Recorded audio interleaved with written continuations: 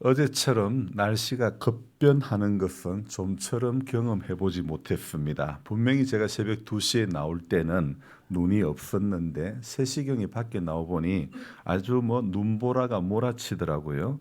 점점 쌓여갔기에 어제 주일이지만 제설 작업을 할 수밖에 없었고, 그리고 예배 전만 해도 온 천지가 하얗더니 이제 예배 후 오후 시간에는요, 하얀색이 어디로 사라져 가버리고 만 것인지 그냥 원래 일상의 모습으로 다시 되돌아오고 말았죠. 그래서 생각해 보기를, 눈이 내리는 것이 맞나? 오늘 새벽에 눈보라가 휘몰아친 게 맞나? 맞기는 하나? 이런 의심이 들 정도로 하루 안에 일어난 일기의 변화는 정말 우리네 인생의 변화만큼이나 아주 무쌍했다 말할 수 있을 것 같습니다.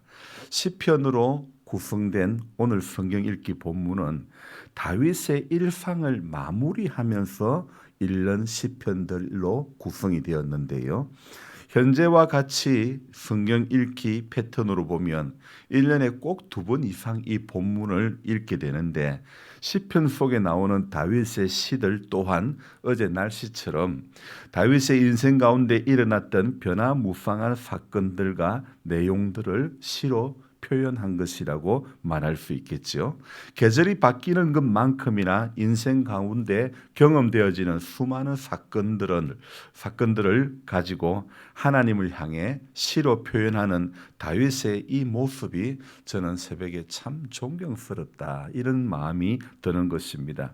제가 어제 전한 말씀 가운데 압살롬의 반역으로 도망갔다가 다시 예루살렘으로 돌아오면서 성을 지키라고 남겨두었던 후궁 10명의 이야기는 좀 이해가 안 가는 내용이라고 말씀을 드렸는데, 다윗의 시편들을 쭉 일러라면 다윗이 아닌 우리들의 보편적인 생각으로는 이해가 안 되는 사건들도 한 절 한 절의 시편의 고백들을 보면서, 야, 이게 참말로 다윗이 하나님을 향한 고백들이 구구절절하다는, 애틋하다는 그런 느낌이 드는 것입니다.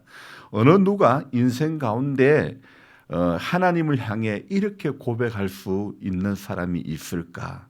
자신에게 경험되어지는 하나님을 다윗 외에 누가 이렇게 노래할 수 있을까? 이런 생각을 해보았습니다. 그래서 다윗은 시편 53편에서 어리석은 자는 그의 마음에 이르기를 하나님이 없다 하도다, 이렇게 이 어리석은 자가 누구인지를 밝히고 있죠. 물론 다윗의 이 고백은, 어리석은 자는 그의 마음에 이르기를 하나님이 없다 하는 이 고백은요, 53편에서만 고백하고 있는 것이 아니라 시편 14편에서도 다윗은 오늘 53편의 고백과 똑같은 고백을 먼저 하고 있음을 우리는 알 수 있습니다. 그래서 이 5절만 조금 다르고 14편과 이 53편은요 거의 같은 내용이에요. 그래서 조금 차이 난다면 14편은 7절로 구성되어 있고 오늘 53편은 6절로 구성되어 있고, 내용 면에서는 거의 동일하기 때문에 흔히 쌍둥이 시편이다, 이렇게 말하기도 합니다. 다윗은 시편 14편과 53편에서 어리석은 자가 누구인지를 분명히 밝히고 있는데, 여러분은 누구라고 지금 보았습니까? 53편에 누구를 어리석은 자라고 이야기하고 있습니까? 하나님이 없다 하는 사람. 자, 하나님이 없다고 확신하고 경건하지 않는 삶을 살아가는 모든 인생을 어리석은 사람이다 말하고 있죠. 교회를요, 여러분, 자, 이 중요한 이야기입니다. 교회를 다니는 사람이 있고 예수를 믿는 사람이 있습니다. 한번 생각해 봅시다. 나는 교회를 다니고 있는 사람인가, 예수를 믿는 사람인가? 분명히 다릅니다. 예수를 믿는 사람이 되어야 되지 교회를 다니기만 하는 사람만 되면 안 되는 것입니다. 지혜로운 사람은 예수를 믿는 사람이죠.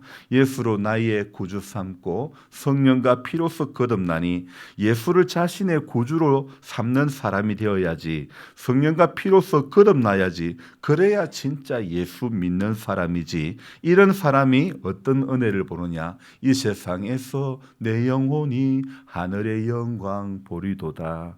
이런 사람이 성령과 피로서 거듭날 때에 이 세상에서 내 영혼이 하늘의 영광을 보게 될 줄로 믿습니다. 그래서 성령과 피로서 거듭나는 것, 그렇지 않고 교회만 다니기만 하는 사람은 오늘 이 시편 53편에 나오는 어리석은 사람일 수도 있는 것입니다. 사람이 경건한 삶을 살지 못하는 이유도 바로 하나님이 없다고 생각하기 때문에 경건한 삶을 살지 못하는 것이죠. 그러니까 시편 14편이나 53편 공이 이 두 시편에서 어리석은 자의 기준이 무엇입니까? 사람이 어리숙하여 가는 곳곳마다 사기당하고 하는 일마다 실패하여서 어리석다 말하지 않는 것입니다. 오늘 성경은요, 어리석음의 기준, 이 시편이 말하는 어리석음의 기준은 바로 마음에서부터 시작되는 거예요. 마음에서 하나님이 없다. 내 마음에 하나님이 없으면 그 사람은 어리석은 사람이라는 거죠. 그래서 어리석은 자는 하나님이 없다 하도다. 다른 말로 하면 하나님을 무시하고 살기로 작정한 사람이 바로 어리석은 사람이라는 거죠. 이런 사람의 특징이 무엇입니까? 오직 그의 마음 안에는요, 누구밖에 없어요? 자기 자신밖에 없는 거예요. 자기밖에 없는 거예요. 자기 기준에, 자기 기분에 맞으면 오케이고 선한 것이고 맞는 것이고 보람된 일이고, 자기 기준, 자기 기분과 다르면 아무리 뭐 대단한 것도 전부 문제가 되는 것이고, 그리고 거리낌이 되는 것이고, 이런 사람이 바로 어리석은 사람이라는 것입니다.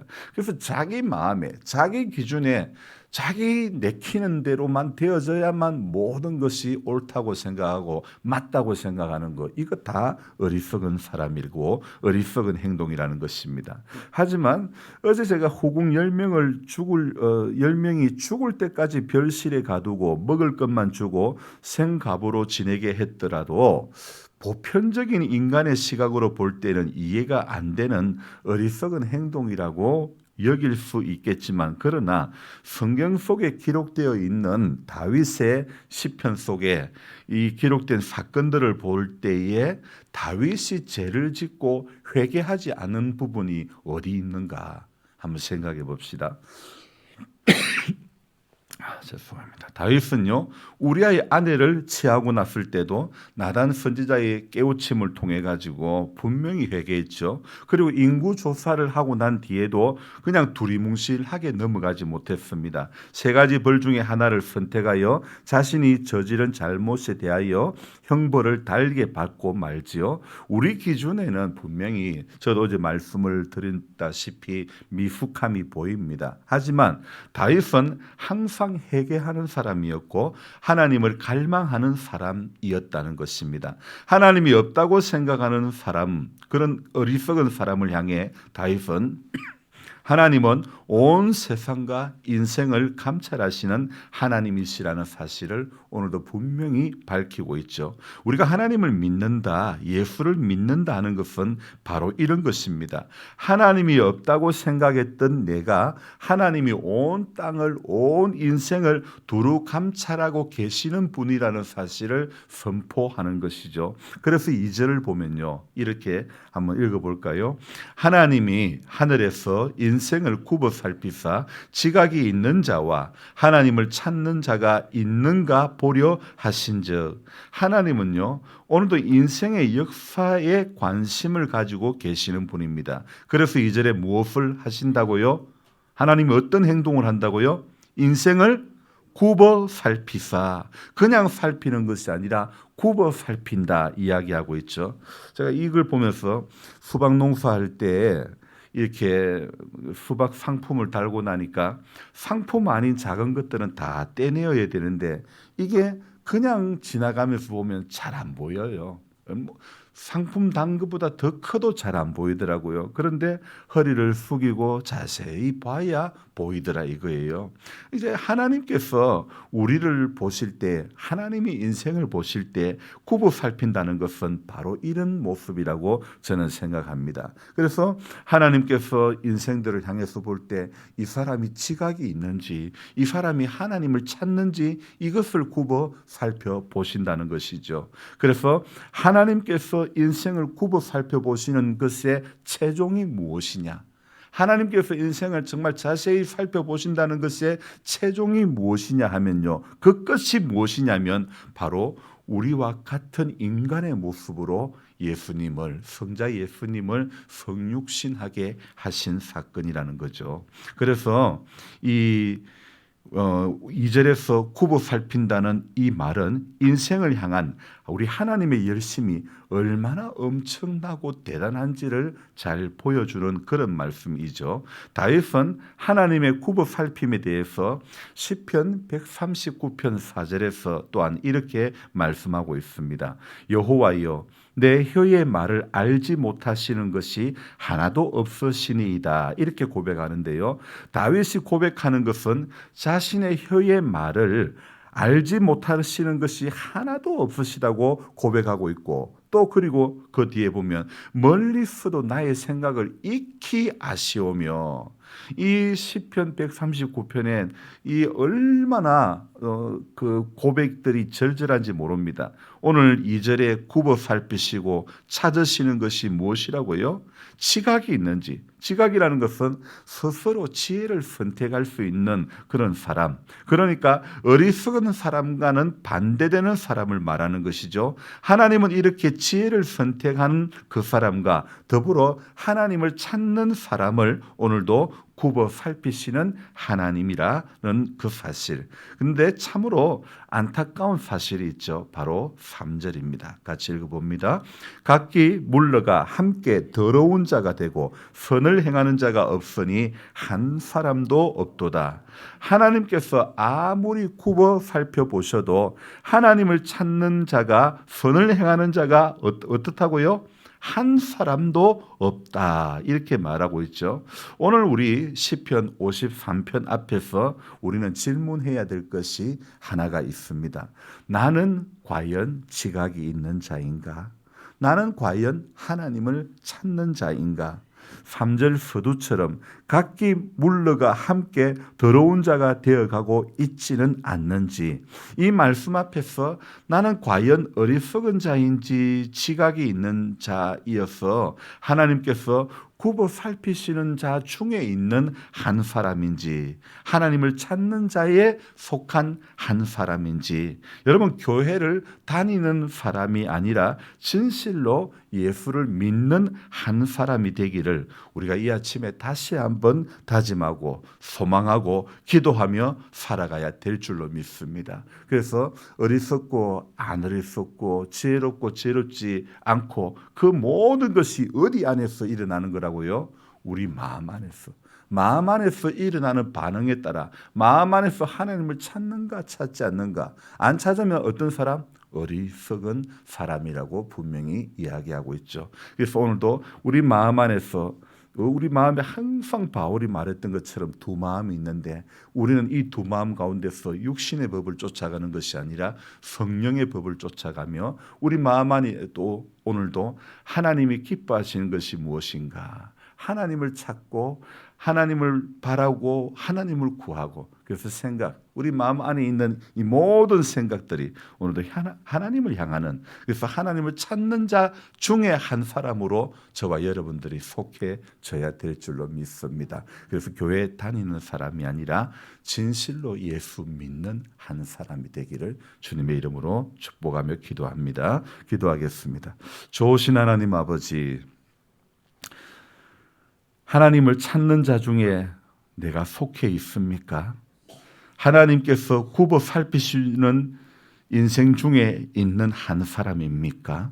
하나님, 오늘 하나님께서 굽어 살피시는 자는 지각이 있어야 되고 하나님을 찾는 자가 되어야 될 줄로 믿습니다.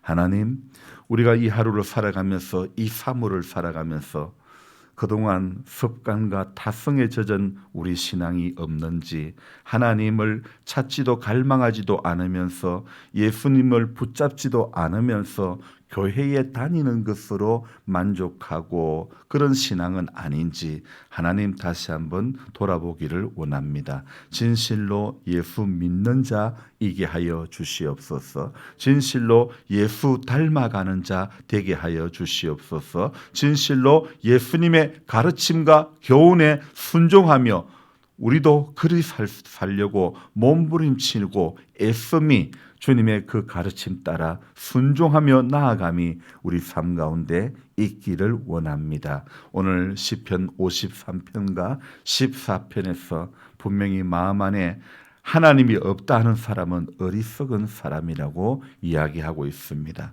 하나님, 오늘도 이런 어리석은 모습으로 하나님을 찾지 않는 모습으로 신앙생활하는 우리 되지 않기를 원합니다.